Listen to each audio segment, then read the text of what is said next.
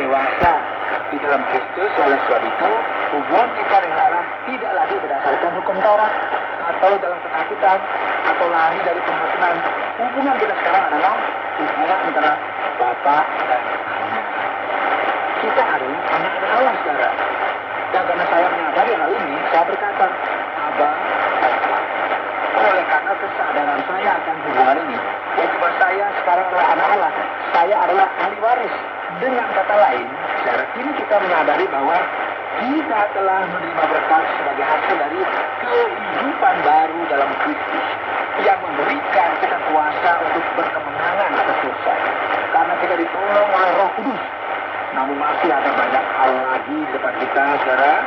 Paulus menuliskan kepada kita mengenai berkat-berkat ini yang akan datang kemudian. Kemuliaan yang kita miliki sekarang sangatlah kecil dibanding dengan apa yang akan datang di masa yang akan datang. Perhatikan ayat 18. Sebab aku yakin bahwa penderitaan zaman sekarang ini tidak dapat dibandingkan dengan kemuliaan yang akan dinyatakan kepada kita.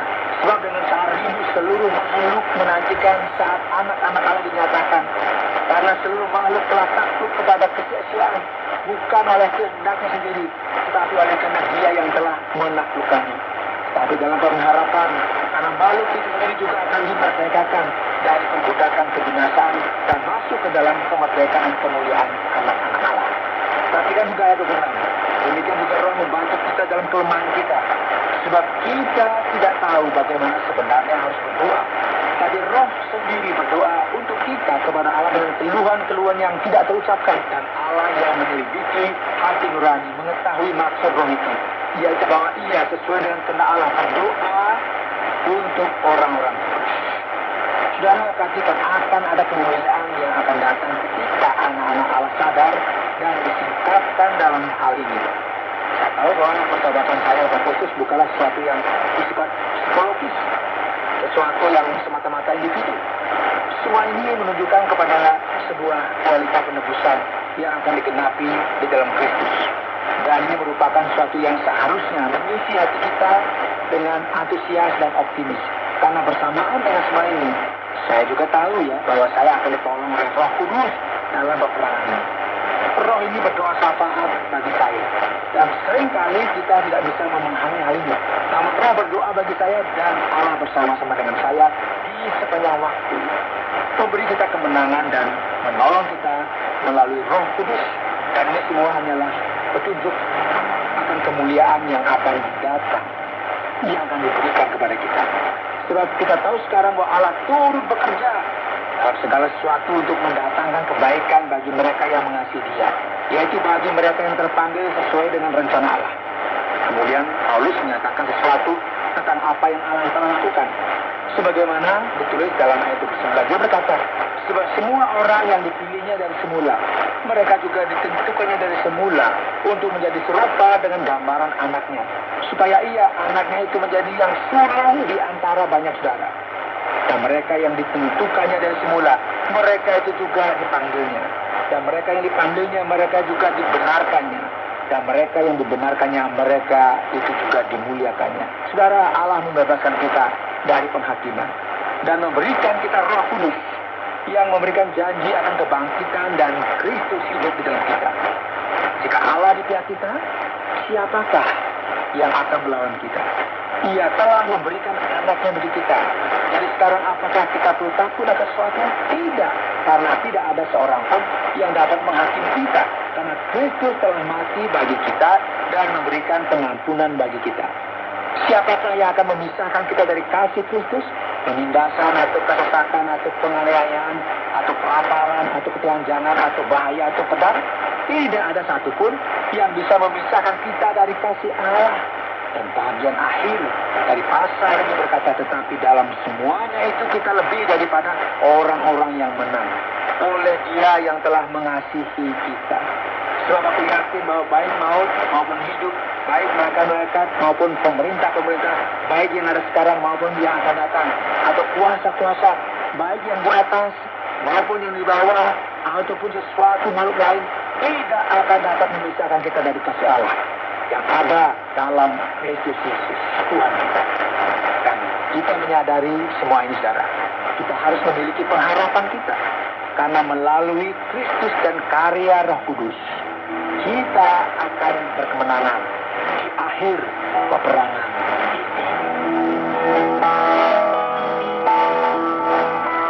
Anda sedang mendengarkan Jalan Menang dalam rangkaian Surat Roma pasal yang ke-8 yang telah dijelaskan oleh Pak Yohanes dengan topik kebebasan oleh Roh. Sekarang waktunya bagi kita untuk giliran mengajukan pertanyaan kepada Pak Yohanes. Pak Yohanes, setelah kita mendengar dan mempelajari kitab Roma pasal yang ke-8, kita sadar bahwa kita sedang berbicara banyak mengenai daging.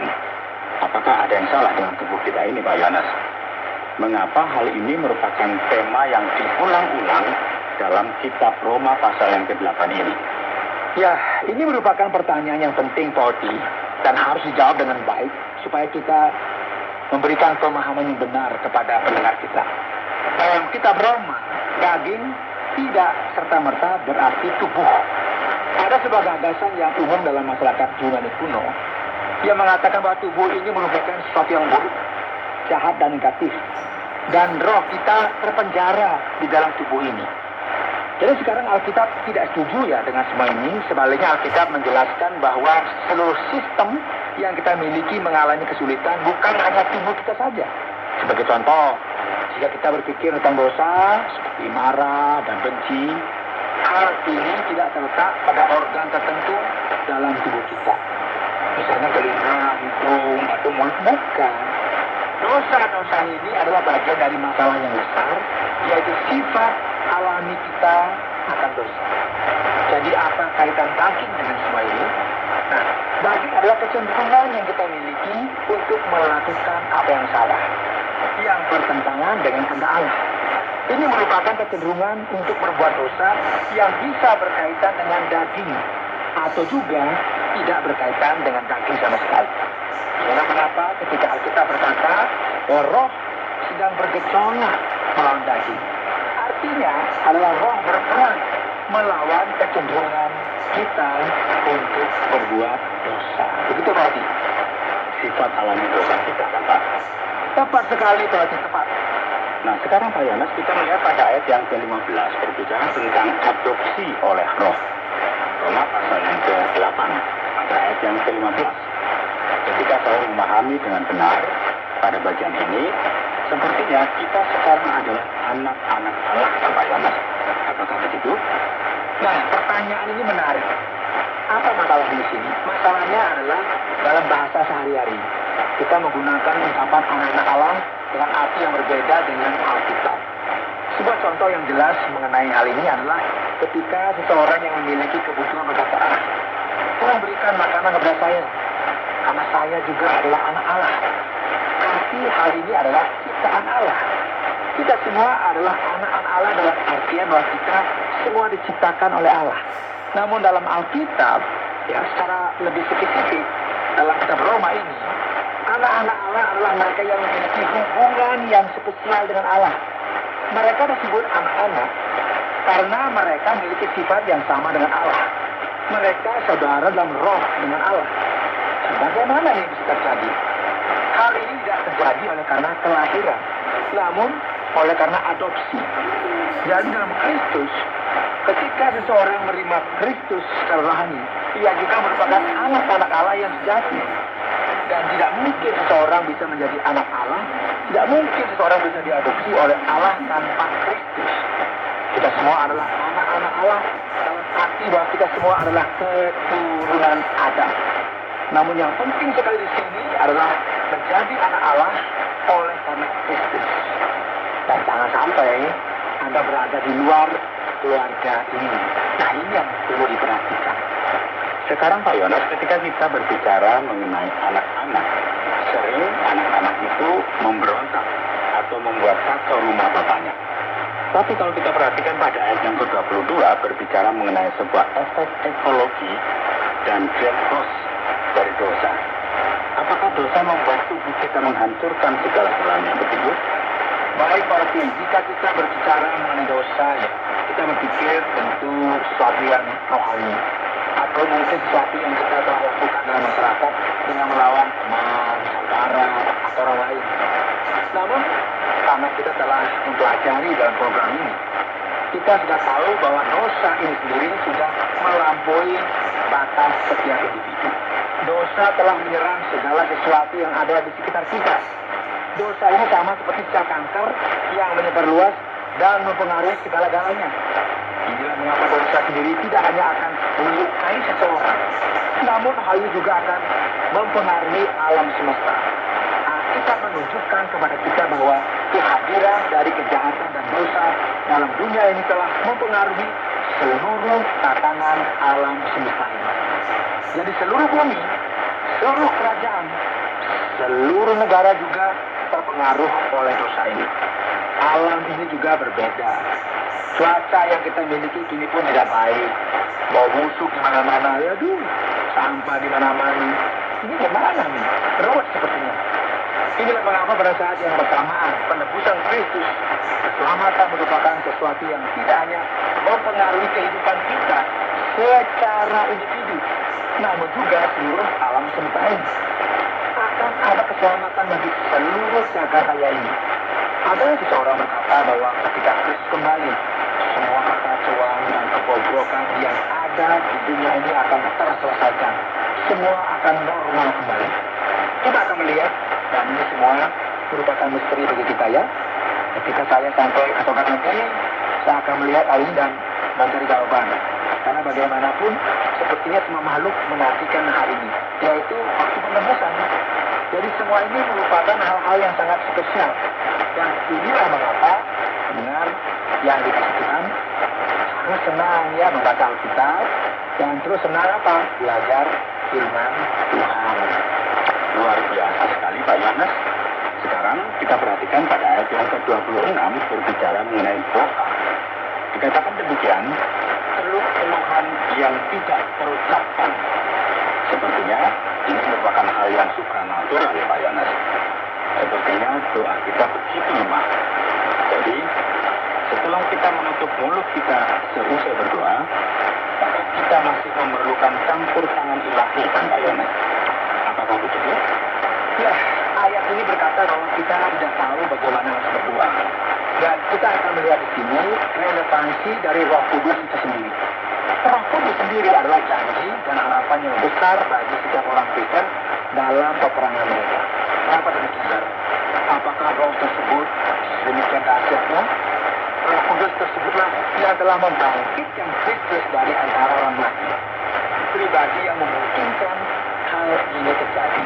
Oleh sebab itu, masalahnya adalah karena kita semua ini adalah pendosa dan makhluk yang lemah.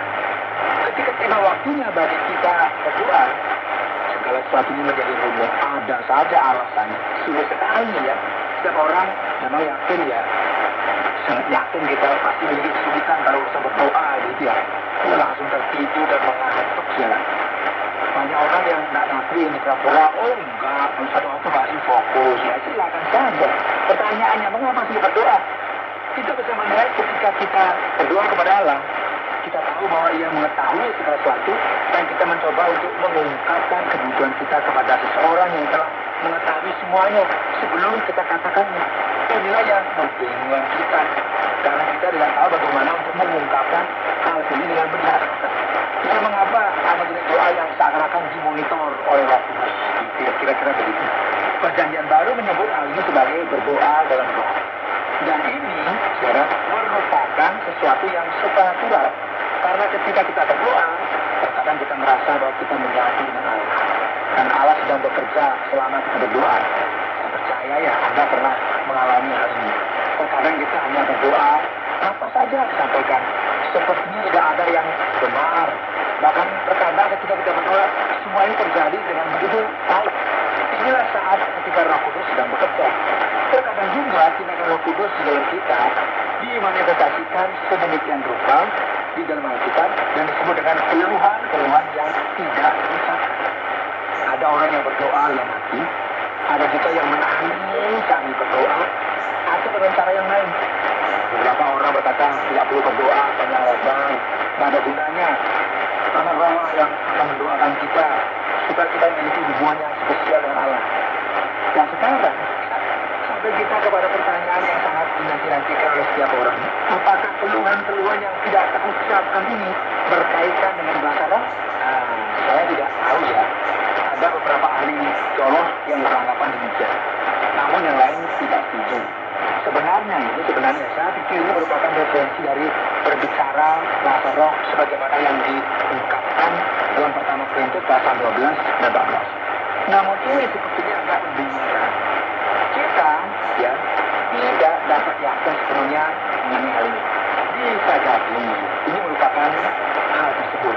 Namun saya tidak yakin bahwa kita bisa menerjemahkan frase ini sebagai bahasa roh. Ini merupakan referensi dari intervensi ilahi. Dan bagian ini juga memberikan fokus untuk tidak khawatir.